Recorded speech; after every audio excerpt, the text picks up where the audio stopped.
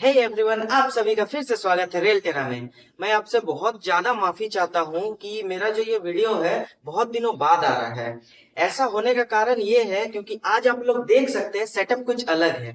मैं अपने घर आया हुआ हूँ और मेरे घर में कुछ इसी प्रकार का सेटअप है क्योंकि यहाँ पर ईएसएससी प्रो के नाम से कोचिंग सेंटर चलता है और उसका भी एक यूट्यूब चैनल है जिसमें कुछ इसी प्रकार के सेटअप में वीडियो डाला जाता है। तो मैं अपने घर आया हूँ और यही सेटअप में मैं चाहता था कि आप लोगों को आज का जो टॉपिक है ये चीज मैं यही सेटअप में आप लोगों को दिखाऊं। तो इसीलिए माफ कीजिएगा, कुछ थोड़ा ज्यादा ही देर हो गया है, पर कोशिश करूंगा बाद में मैं रेगुलर वीडियो लाते रहूं। कुछ कुछ एक दो दिन के गैपिंग में मैं वीडियो लाते रहूं और एग्जाम से पहले आप सभी का सिलेबस पूरी तरह से कंप्लीट हो जाए। तो आज का हमारा जो टॉपिक है इसमें हम लोग जानेंगे परावर्तन जो होता है, अवतल दर्पण में परावर्तन किस प्रकार से होता है, कहाँ पर वस्तु को रखा जाए तो कहाँ प्रतिबिंब बनता है, कुछ इस प्रकार से आप देख सकते हैं। इसी चीज को हम लोग सीखेंगे कि ये कैसे होता है। एग्जाम में पूछता है, क्वेश्चन किस प्रकार से पूछता है पहले वो जान लेते हैं, उसके बाद इसको देखेंगे। आप लोग सोच रहे होंगे कि इसको बताने की जरूरत क्या, एग्जाम में तो ऐसा फिगर देगा नहीं, लेकिन बहुत ज्यादा इंपॉर्टेंट है। देखिए इसमें कैसे पूछेगा।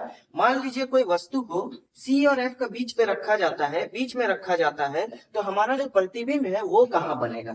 अगर आप लोग ये फिगर बनाने जानते हैं तो आपको रटने का बिल्कुल जरूरत नहीं पड़ेगा। आप आराम से ये फिगर बना देंगे, ज्यादा से ज्यादा 5 सेकंड लगेगा आप लोगों का और तुरंत आप आंसर टिक करके आ जाएंगे। और अगर रटने जाएंगे और गलती से इसका जगह ये आंसर मार दिया तो हो गया कल्याण, पूरा हमारा चौपट हो जाएगा। तो हमें ऐसा नहीं करना है, हमें परफेक्ट क्वेश्चंस का आंसर करना है। तो चलिए देखते हैं। सबसे पहला जो क्वेश्चन है हम लोगों का, हमारा सबसे पहला क्वेश्चन है, अगर वस्तु को अनंत पर रखा जाए।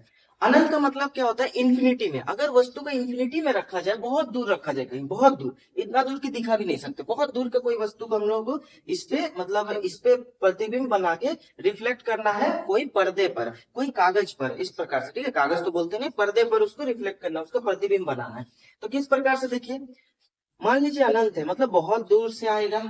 ठीक है, आने के बाद यहाँ टकराया, टकरा के ये एफ से गुजरेगा। ठीक है, ये तीर का निशान बना देता है, एरो। इससे आप लोगों को समझ में आएगा कि ये जो प्रकाश है कहाँ जाती है, कहाँ टकराती है और कहाँ से फिर रिटर्न चले जाती है। वैसे ही मान लीजिए यहाँ से गया, ये भी टकराया और ये भी कहाँ से गुजरेगा, एफ से। ठीक है, यहाँ भी एरो बना देते हैं।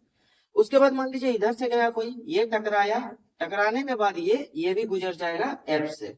ठीक है, और सेम वैसे इधर से गया कोई, टकराया, टकराने के बाद कहाँ से गुजरेगा, एफ से गुजरेगा।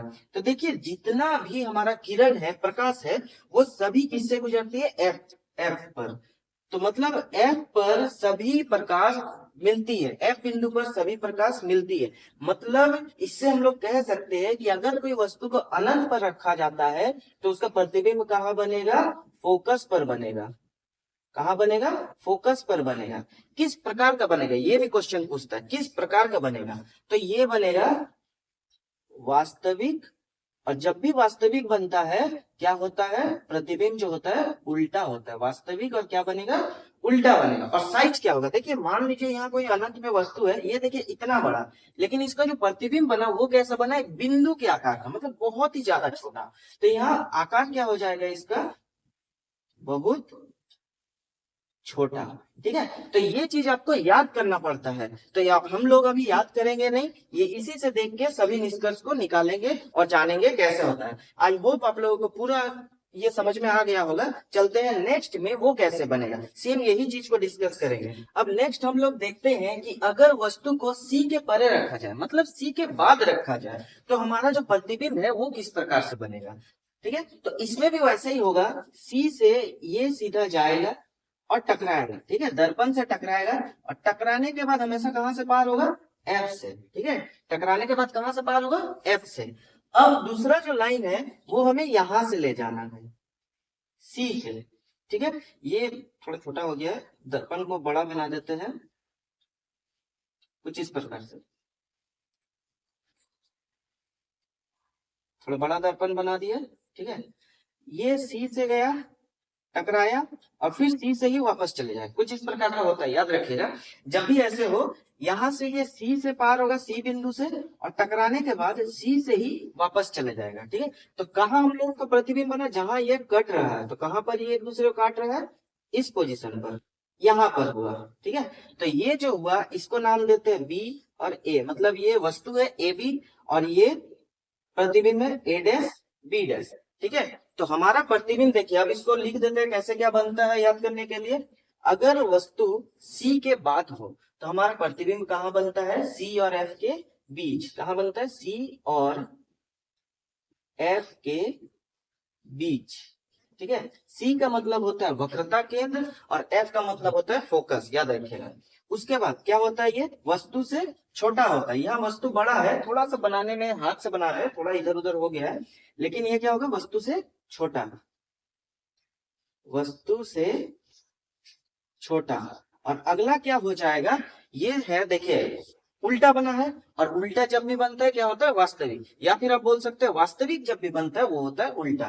मतलब इसका क्या हो जाएगा, वास्तविक, और वास्तविक जब भी हुआ क्या हो जाएगा, उल्टा। ठीक है, ये 3 पॉइंट मिल गया, हमारा सी वाला भी पूरा हो गया, क्लियर हो गया। अब चलते हैं अगला में, इसमें क्या है, वस्तु सी पर हो। अभी क्या था, सी के बाद था, अब क्या आ गया, सी पर आ गया। तो इसमें कैसा होगा, देखिए वैसे ही ये सीधा जाएगा, टकराने के बाद एफ से गुजरेगा। ठीक है, अब देखिए ये सी पर ही है, सी से तो हम लोग ऐसे नहीं ले जा सकते हैं, तो ये कैसे जाएगा, ये जाएगा एफ से गुजरेगा, एफ से गुजरा, यहाँ टकराया और टकराने के बाद इधर आएगा, इस प्रकार से बनेगा। तो देखिए एक दूसरे को कहाँ काट रहा है, यहाँ से पार हो रहा है, इसको मत लीजिएगा काट रहा है। ठीक है, कहाँ काटेगा, ये देखिए यहाँ पर एक दूसरे को ये दोनों रेखा काट रही है, प्रतिच्छेद कर रही है, तो यहीं पर बन जाएगा हमारा वस्तु। ये हो गया वस्तु, सॉरी यही बनेगा प्रतिबिंब, ये हो गया प्रतिबिंब। प्रतिबिंब को ए डैश बी डैश करके दिखा रहे हैं। ठीक है, अब इसका क्या हम लोगों का निष्कर्ष निकलता है कि वस्तु के आकार के बराबर होगा। क्या होगा, बराबर होगा। और क्या होगा इसमें, देखिए उल्टा हो रहा है, उल्टा मतलब क्या होता है, वास्तविक और उल्टा। पोजीशन क्या हो जाएगा इसका, सी पर। देखिए केंद्र पर ही हो रहा है, सी पर, सी पर वस्तु भी था, सी पर प्रतिबिंब भी बन रहा है।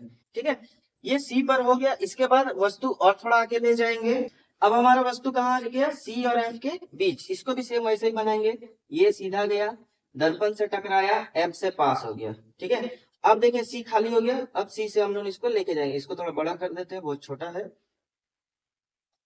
ये सी से और ये वस्तु को टच करते हुए, मतलब ये इधर गया, यहाँ टकराया, टकराने के बाद फिर ये इधर वापस चला गया। ठीक है, और ये इधर से गया, इधर टकरा के वापस चला गया।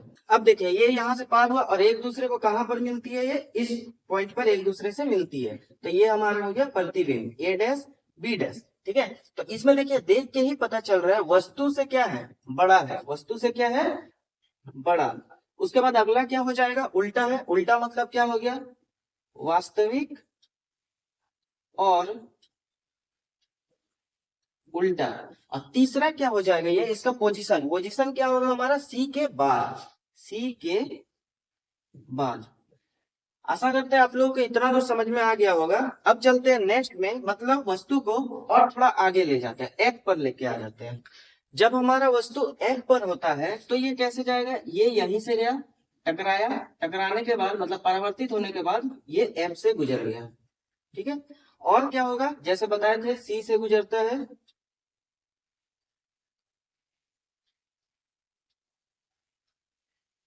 इस प्रकार हो जाएगा। ठीक है, ये मतलब यहां से इधर गया, टकराया, टकराने के बाद फिर ये वापस ऐसे चला गया।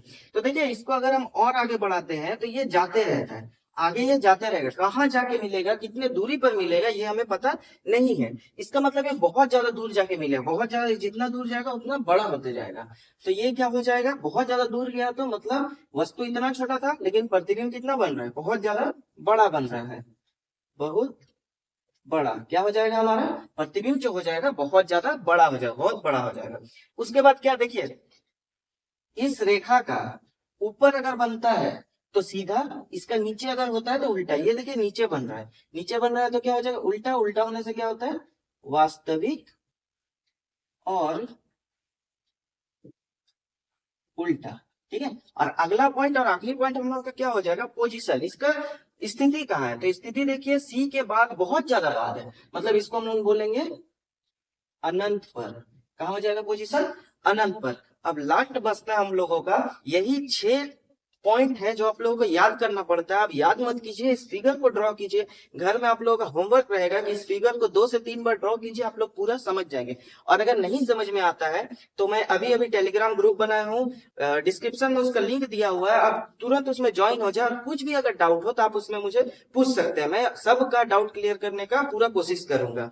ठीक है, तो अगला चलिए लास्ट हम लोग देखते हैं, लास्ट क्या है इसका पॉइंट। अब देखिए लास्ट में कहाँ आता है, ये एफ और पी के बीच। पी का मतलब क्या होता है, पोल, ध्रुव, मतलब फोकस और ध्रुव के बीच अगर वस्तु को रखा जाए तो कैसे बनेगा। ये फिर जाएगा, टकराएगा दर्पण से, परावर्तित होगा और एफ से गुजर जाएगा। ठीक है, एफ बिंदु से गुजरेगा। और क्या होता है, ये सी से गुजरते हुए जाएगा। ये वाला रेखा कहाँ से जाएगा, सी से गुजरेगा। ठीक है, इधर गया, टकराया, टकरा के ये वापस चला गया। तो देखिए ये जितना दूर जा रहा है ये और बड़ा होते जा रहा है, इसका दूरी जो है बड़ा हो रहा है। मतलब ये इधर कहीं मिल ही नहीं सकता। मिलेगा कब, जब ये सामने आएगा।